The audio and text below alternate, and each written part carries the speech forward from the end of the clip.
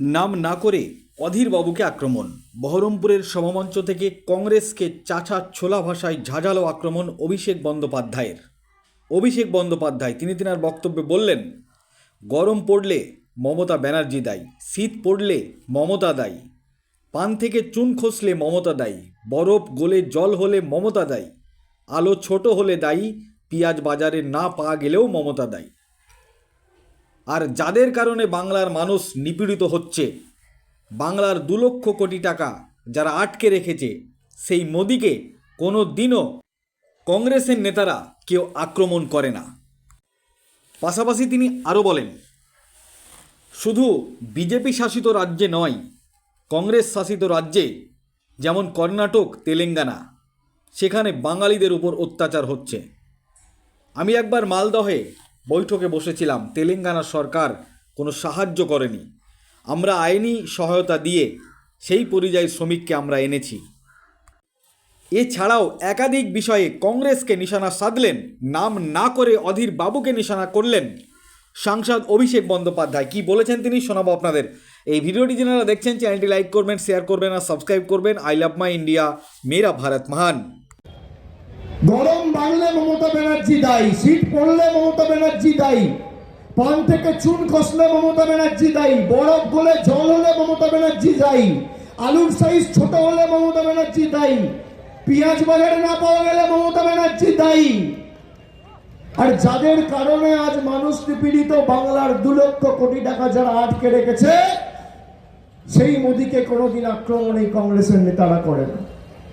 খালি তো বিজেপি শাসিত রাজ্য নয়, কংগ্রেস শাসিত কর্ণাটকায়, তেলেঙ্গানায় বাঙালির উপর অত্যাচার হয়েছে।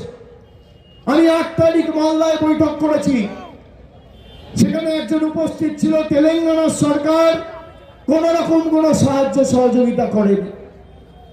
আমরা আইনি সহায়তা প্রদান করে তাকে বাড়ি ফিরিয়ে আনার ব্যবস্থা করেছি। নদিয়ার চাপড়ায় তার বাড়ি।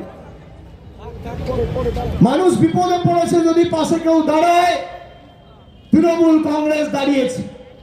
যারা হিন্দু মুসলমানের বিষাক্ত রাজনীতি করছে, আমি বহরমপুর বাসীর কাছে আবেদন করব, আপনি বিজেপির যারা আছে তাদেরকে বলুন তথ্য পরিসংখ্যান সামনে নিয়ে লড়াই করতে।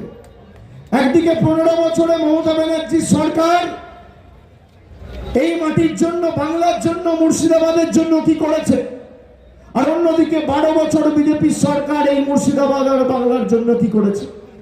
একদিকে আমি থাকবো, মঞ্চ বাঁধুন, আর একদিকে বিজেপির নেতা থাকবে।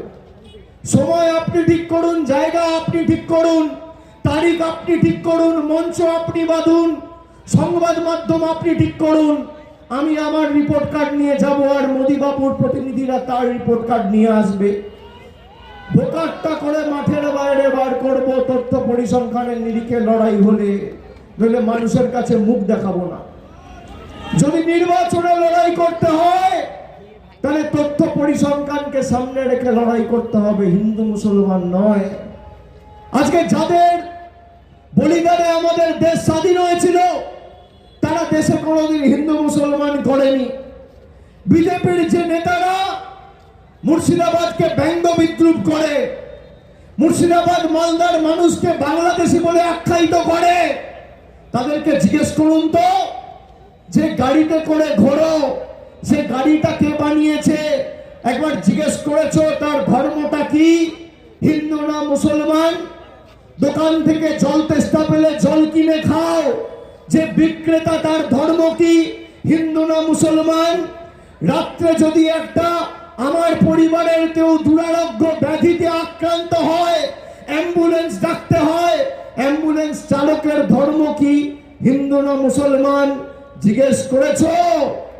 আমার বাড়িতে যদি আগুন লাগে, ফায়ার ব্রিগেড ডাকবে, ফায়ার ব্রিগেডের চালকের ধর্ম কি, হিন্দু না মুসলমান? যেখান থেকে মিটিং করে যে মঞ্চে দাঁড়িয়ে মমতা ব্যানার্জিকে গালি দাও, সেই মঞ্চ যে বেঁধেছে তার ধর্ম কি, হিন্দু না মুসলমান?